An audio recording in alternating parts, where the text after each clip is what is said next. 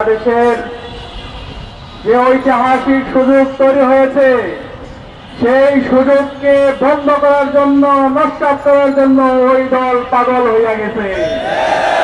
ওই দল ফেসিবাদী আমলে যেভাবে পেছনের দরজা দিয়ে ক্ষমতা এসেছিল খুনি হাসিনা, সেই কাঠামো আবার রেখে দিতে চায়। জুলাই বিপ্লব পরবর্তী আজকে ১.৫ বছর সময় আমরা পার করছি। আজকে ৫০০ দিনের আমলনামা যদি ওই দলের দেখেন, আপনারা দেখতে পাবেন ওই দল পুরো সময় ধরে চাঁদাবাজি, টেন্ডারবাজি, ধর্ষণ, সন্ত্রাস এবং মাফিয়াতন্ত্র কায়েম করেছে। আজকে ১.৫ বছর পরে তাদের একজন নেতা এসেছে।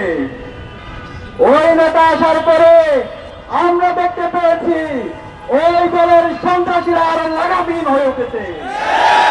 ওই নেতা আসার পরে বাংলাদেশের প্রতিটি ক্যাম্পাসে ক্যাম্পাসে সেই গণতন্ত্রের ধারা শুরু হয়েছে, সেই গণতন্ত্রের ধারা বন্ধ করার জন্য পাগল হয়ে গেছে। আমরা দেখতে পেয়েছি শাহজালাল বিজ্ঞান ও প্রযুক্তি বিশ্ববিদ্যালয়ের যে নির্বাচন, সেই নির্বাচন কমিশনের সামনে মত তৈরি করে এবং বিচার বিভাগকে প্রভাবিত করে ওই নির্বাচনকে বন্ধ করেছে। আজকে সারা বাংলাদেশের মানুষ দেখছে ওই দল বাংলাদেশে গণতন্ত্র চায় না, তারা বাংলাদেশের মাফিয়াতন্ত্র চায়। আমরা দেখতে পাচ্ছি ১২ ফেব্রুয়ারি আসার আগে তারা পরাজয় হয়ে গেছে। তারা দেখতে পাচ্ছে বাংলাদেশে আজকে সকল নাগরিকরা তারা ইনসাফের পক্ষে অবস্থান নিয়েছে। বাংলাদেশের যে ৪ কোটি তরুণ তারা ৫টি ছাত্র সংসদ নির্বাচনে ইনসাফের পক্ষে, প্রতিনিধিদের পক্ষে তারা অবস্থান গ্রহণ করেছে। এবং আসন্ন যে নির্বাচন, ১২ ফেব্রুয়ারি যে নির্বাচন, সেই নির্বাচনে ইনসাফের পক্ষের প্রতিনিধিদেরকে বিজয় করার জন্য তারা মুখিয়ে আছে। এই বিজয় দেখে তারা পাগল হইয়া গেছে। আজকে তারা কাপুরুষের মতো সারা দেশে আমার মা বোনদের উপর হামলা করছে। আমরা বলতে চাই ওই বিএনপির সন্ত্রাসীরা আর কোন মা বোনদের উপর তারা হামলা করে আমরা সারা দেশের ১৮ কোটি জনতাকে নিয়ে প্রতিরোধ করে তুলবো। আর ছাড় দেওয়া হবে না, আর ছাড় দেওয়া হবে না। তোদেরকে বলতে চাই এই জুলাই বিপ্লবে ছাত্রলীগের সন্ত্রাসীরা, খুনি হাসিনার পেটুয়া বাহিনী ১৫ জুলাই আমাদের বোনদের উপর ঢাকা বিশ্ববিদ্যালয়ে হামলা করেছিল। এরপরে যে গণবিপ্লব শুরু হয়েছিল, সেই বিপ্লবের মাধ্যমে এই খুনি হাসিনা বাংলাদেশ থেকে দিল্লিতে পালিয়েছিল। সুতরাং সাবধান করছি, আর কোন মায়ের উপর যদি হামলা করুন, আর কোন ভয়ের উপর যদি হামলা করুন, তোদেরকে আমরা আর এক মুহূর্ত সহ্য করবো না।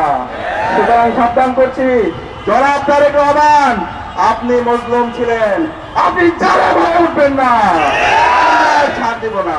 আমরা হিসাবে বলবো বাংলাদেশের সকল নাগরিকদেরকে, যে মা আমাদের ১০ মাস ১০ দিন গর্ভধারণ করে আমাদেরকে জন্ম দিয়েছে, যে বোনকে আমরা জীবনের সবচেয়ে বেশি ভালোবাসি, সে বোনকে, সে মাকে, সেই সন্তানকে যেই সন্ত্রাসীরা, যে কোরআনরা হামলা করছে, বিভক্ত করার হুমকি দিচ্ছে, তাদের বিরুদ্ধে আগামী ১২ ফেব্রুয়ারি লড়াই দিতে হবে। আগামী যে বাংলাদেশ হবে, সেই বাংলাদেশ হবে ইনসাফের বাংলাদেশ। আগামী যে বাংলাদেশ হবে, সেই বাংলাদেশের চাঁদাবাজ, টেন্ডারবাজ, সন্ত্রাস এবং দর্শকের কোন ঠিকানা হবে না। এই সাথে আমরা বলতে চাই, নির্বাচন কমিশনার আপনারা কি করছেন? আপনারা হাতে ছুরি নিয়ে বসে আছেন কেন? আপনারা কি চান এর পেছন দিক দিয়ে এরকম দর্শক, খুনি হাসিনার এবং যারা এই ফ্যাসিবাদী কাঠামোকে রেখে দিতে চায়, সেই ধরনের একটি নির্বাচন দিয়ে আবার সেই ফ্যাসিবাদী কাঠামোকে রেখে দিতে আমরা এটা সহ্য করবো না। সকল দলের জন্য লেভেল প্লেইং ফিল্ড এনশিওর করতে হবে। একই সাথে শেরপুরে জামায়াতের নেতা রেজাউল মায়ের হত্যার সাথে যে বিএনপি সন্ত্রাসীরা জড়িত আছে, তাদেরকে দ্রুত সময়ের মধ্যে বিচারের আওতায় নিয়ে আসতে হবে। একই সাথে সারা দেশের সকল নাগরিকরা যেন নির্বিঘ্নে ভোট দিতে পারে, সেই পরিবেশ নিশ্চিত করতে হবে।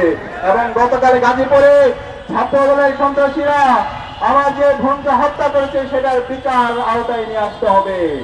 আমরা আশা করব বাংলাদেশের নাগরিকরা আজকে যথেষ্ট সচেতন। এই জুলাই বিপ্লবের আকাঙ্ক্ষাকে যারা ধারণ করে, যারা গত 16 মাস জুড়ে, 1.5 বছর জুড়ে যারা জনগণের পাশে ছিল, তাদেরকে এই বাংলাদেশের নাগরিকরা 12 ফেব্রুয়ারি নির্বাচনে ভূমিদল বিজয়ের মাধ্যমে তারা আগামী দিনে তাদের প্রতিনিধি হিসাবে নির্বাচিত করবে ইনশাআল্লাহ।